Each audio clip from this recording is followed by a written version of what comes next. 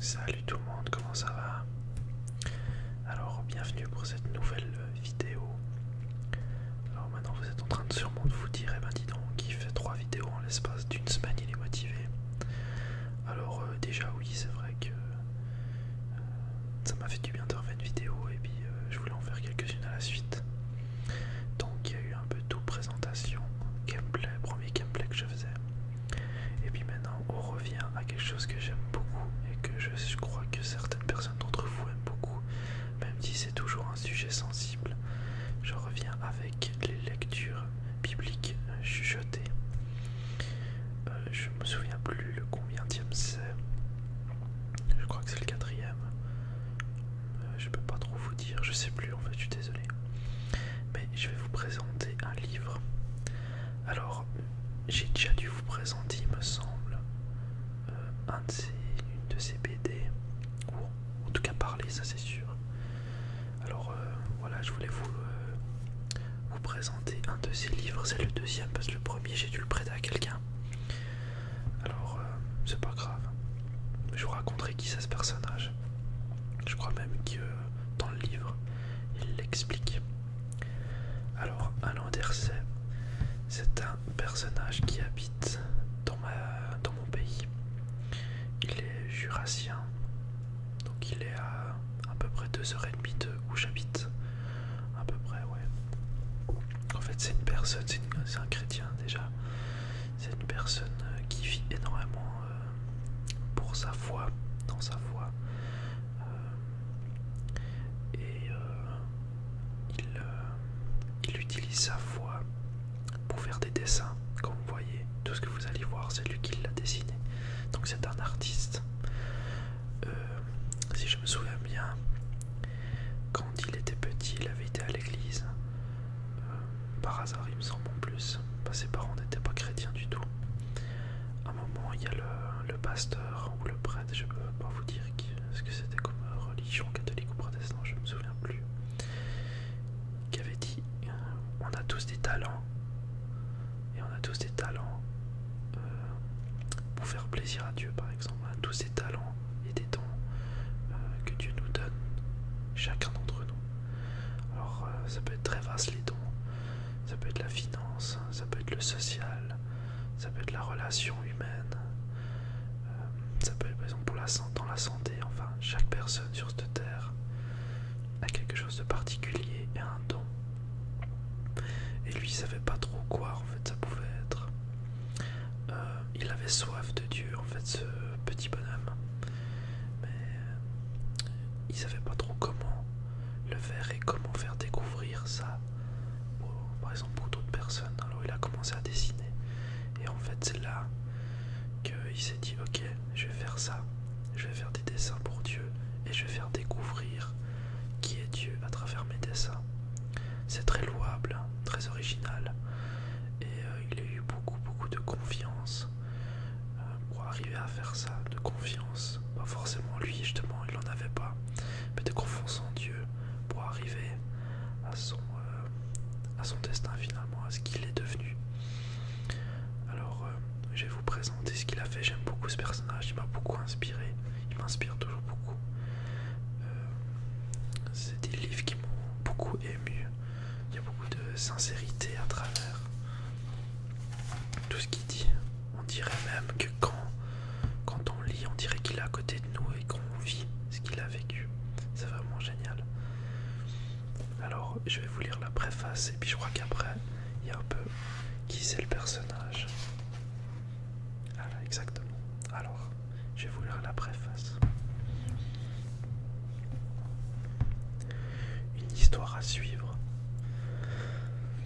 Excusez-moi. Vous aurez forcément des références au tome 1, donc désolé, moi je l'ai pas. Les récits de ce livre s'inscrivent dans le quotidien d'une personne existante.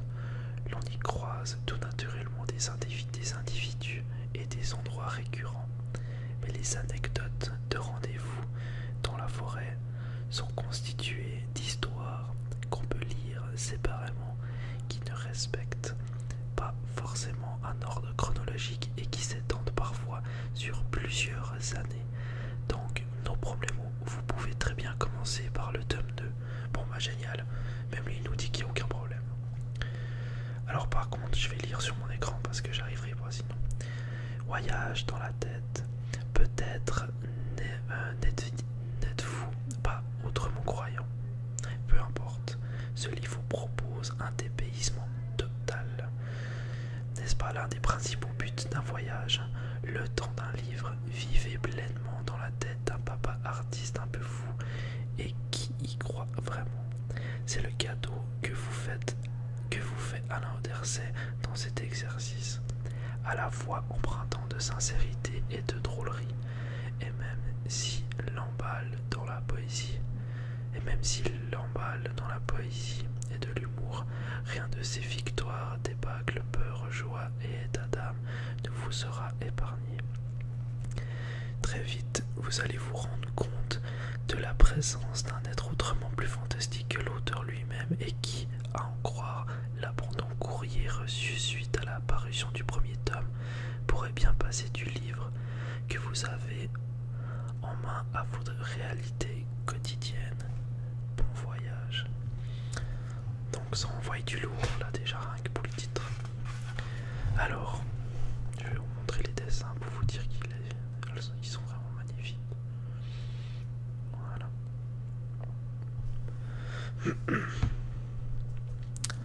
Alors, Alain Oderset, qu'est-ce qu'il fait? Né en 1968, il est le mari de la chanteuse Lilou et le papa de 4 enfants. Auteur de BD depuis plus de 20 ans, il se produit également sur scène avec ses one-man shows ainsi qu'avec le groupe rock Sahals, dont il est le guitariste. Il participe à la réalisation de dessins animés avec les studios Moondog Animation et il rédige régulièrement des chroniques qui sont reprises sur différents blogs. Alors je vous avais mis en lien, je me souviens en commentaire dans une de mes vidéos, justement une de ces dessins animés avec le studio qui dure 2 minutes, mais vraiment c'est génial. Qui qu'il est? Alain Oderset est né en Suisse allemande, de père suisse romand et de mère espagnole. Petit, ce qui impressionnait ses parents, c'est qu'il parlait peu et observait beaucoup. Il observe toujours, mais question tchatch. Il s'est bien rattrapé. Hein. Okay. Alain est un humoriste combatif, un peu maladroit, mais résolument optimiste et constamment à la recherche de la sagesse, cachée sous une couche de douce folie. Et ce qu'il aime par-dessus tout, c'est passer du temps avec ses proches et permettre à ses lecteurs de s'évader par ses dessins. Comme il aime le dire lui-même, il n'est qu'un simple petit gars, comme plein d'autres. À un détail près, il est un habit de Dieu et ça, vous allez vous en rendre compte, ça engendre des histoires incroyables.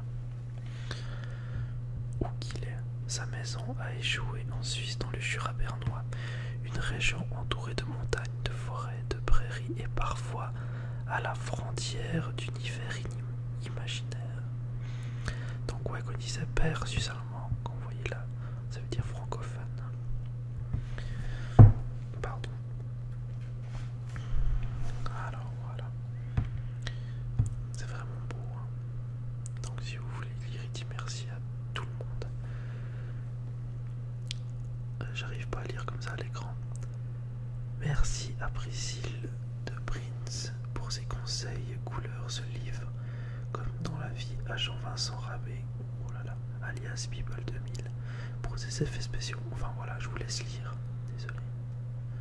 C'est un peu complexe, c'est un peu tout petit, j'arrive pas à lire. Alors nous allons commencer une de ces lectures. Alors ça j'ai bien aimé. Il a dessiné sa maison. Bah alors, regardez-moi cette maison. Donc pour vous dire, il est vraiment très drôle ce monsieur.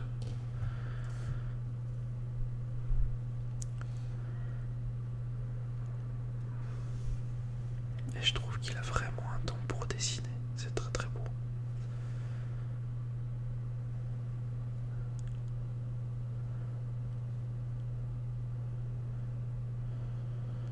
Voilà. ce que j'ai fait, c'est que je l'ai lu et j'ai retenu, je sais pas si vous arriverez à le voir, avec des post-it, j'ai retenu des endroits que je trouvais vraiment à lire. Alors, je vais vous en lire une.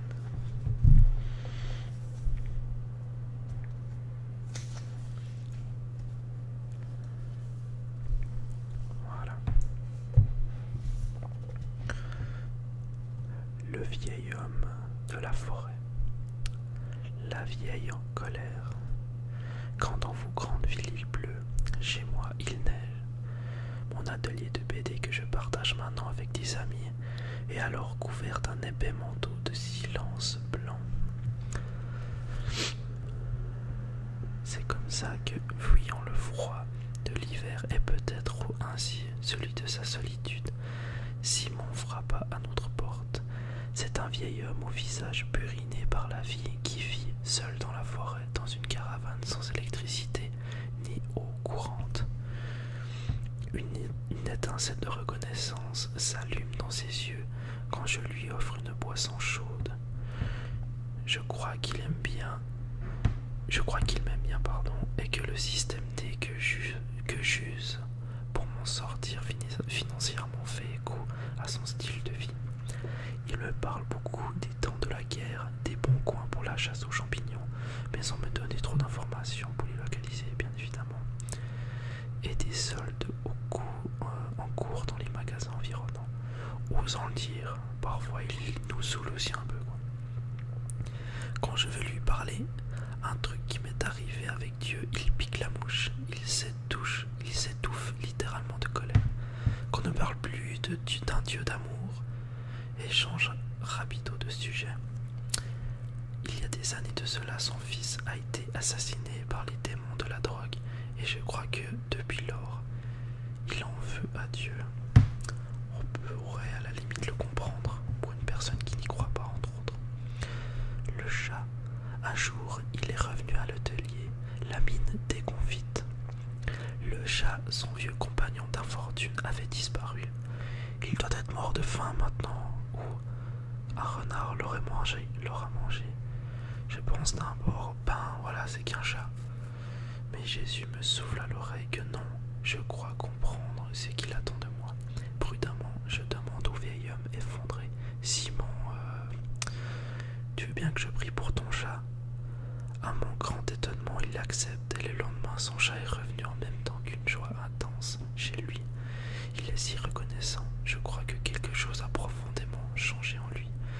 Depuis, Simon revient souvent à l'atelier et il ne se fâche plus quand forcément à un moment donné, je lui parle de Dieu.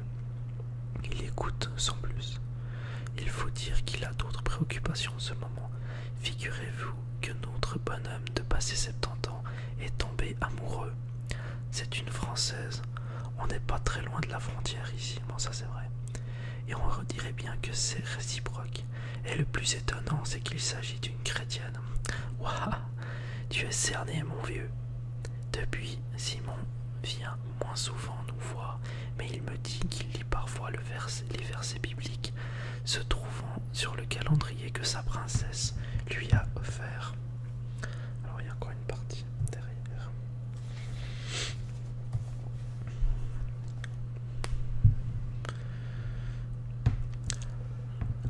Voilà. L'appel à l'aide. Un matin, nous avons découvert son message sur le répondeur de l'atelier. Nous appelons au secours. Je sais pas si vous arrivez à lire. Il a un vieux mobile préhistorique et parfois, pardon pour le bruit de voiture là, il arrive même à en faire usage, même s'il n'a pas encore bien saisi la différence entre le répondeur automatique et la voix d'un être humain qui décroche. Excellent.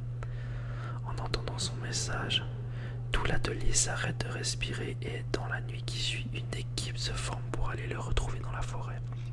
Arrivé à sa caravane, les secours le trouvent mal au point et décident aussitôt de le conduire à l'hôpital.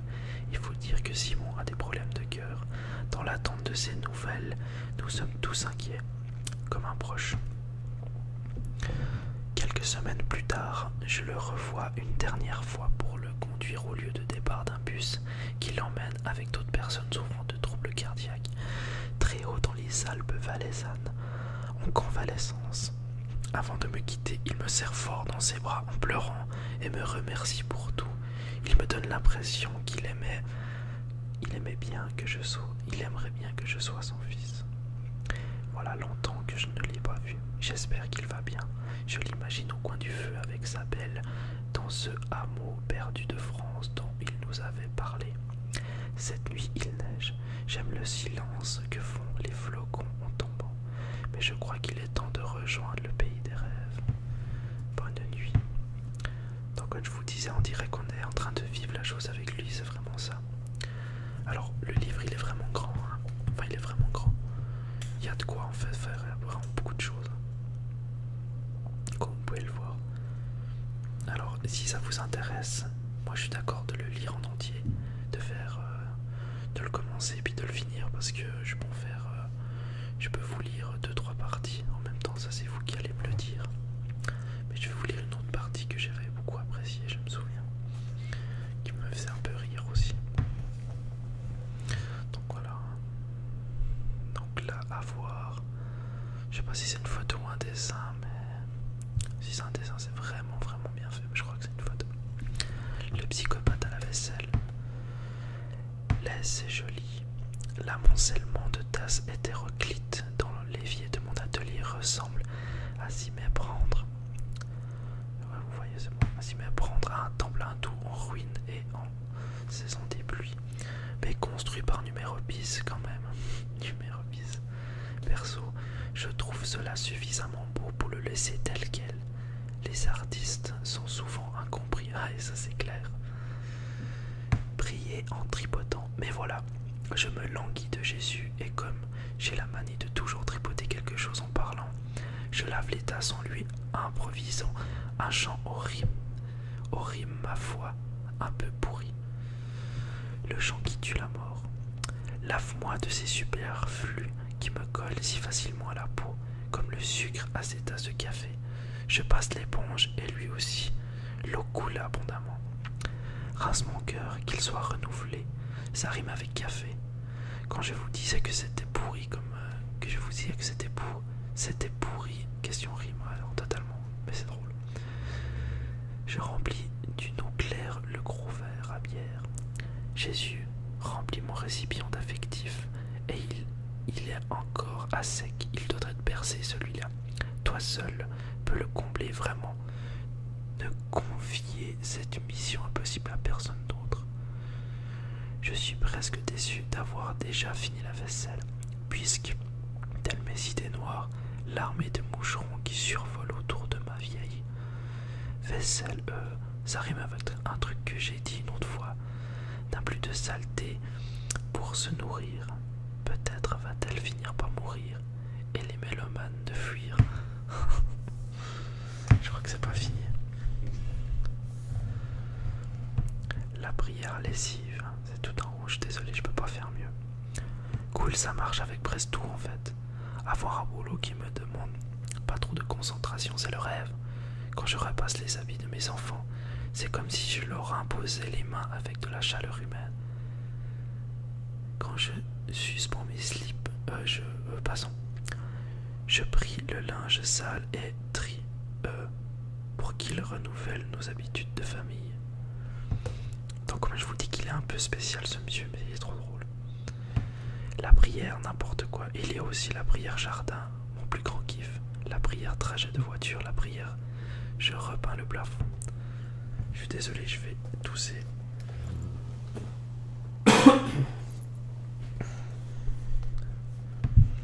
Ces trucs normalement en boîte deviennent yes.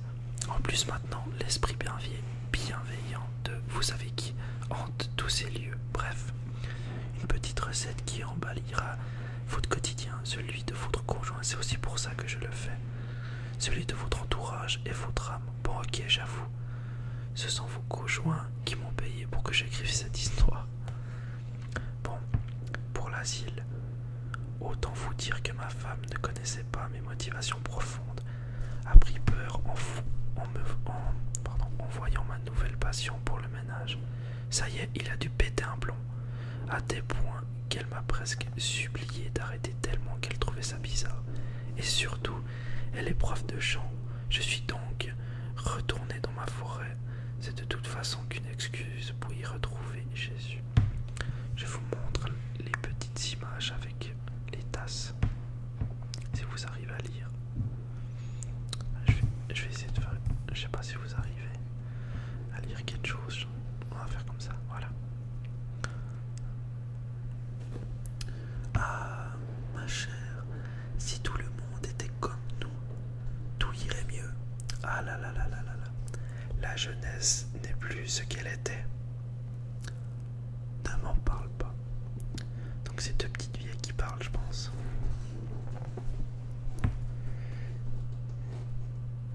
Pardon. Comme ça, voilà. Comment ose-t-il venir ici, lui? Quelle honte. Ah, il est tout sale. Oh Dieu, pardonne mes fautes, je ne suis pas digne de te recevoir. Pour ces gens qui se répandent, dégoûtant. Et là, c'est le final. Ah, enfin, quelqu'un que je peux remplir. Puis on sait très bien qui c'est qui est en train de parler. C'est magnifique, j'adore. Ça m'avait vraiment marqué, cette image. On voit des personnes qui ont fait des belles tasses, mais dedans il y a tout qui est sale. Ici il y a une personne toute sale qui arrive, elle le dénigre. La personne se répand de tout ce qu'elle a pu faire dans sa vie en disant je suis désolé de tout ce que j'ai pu faire. Et ici Dieu le remplit d'une eau bien fraîche et toute propre, toute saine. Voilà, c'est pour vous dire que moi, ça, par exemple, c'est des sortes de dessins, avec des petits dessins. On peut vraiment marquer les esprits, c'est ce qu'il a fait pour moi. Donc voilà, vous pouvez voir un peu ici, un peu sa vaisselle. Donc vraiment, ce monsieur, j'aime beaucoup ce monsieur, il m'a vraiment beaucoup inspiré. Alors, j'espère que ça vous a plu, c'était peut-être un peu long. Je suis un peu encore désolé pour le fait que j'ai tout ça avant. Je vais essayer de mettre moins fort après quand je vais refaire la vidéo, si j'arrive. Mais je vous remercie d'avoir écouté cette vidéo. J'espère que cela vous a plu. N'hésitez pas à mettre des commentaires. Des fois j'ai de la peine à répondre, mais je vous les lis. Il faudra que je vous mette des cœurs comme Arnaud y fait. C'est une très bonne idée ça. Salutations si tu passes par là, entre autres. Et puis voilà, j'espère que ça vous a plu. Et je vous remercie et je vous remercierai encore jamais assez pour ce que vous faites pour moi. De toujours apprécier mes vidéos, d'être présent quand j'en publie encore. Et voilà, je pense bien à vous. Soyez tous bénis, vraiment. Merci pour tout. Alors, à bientôt.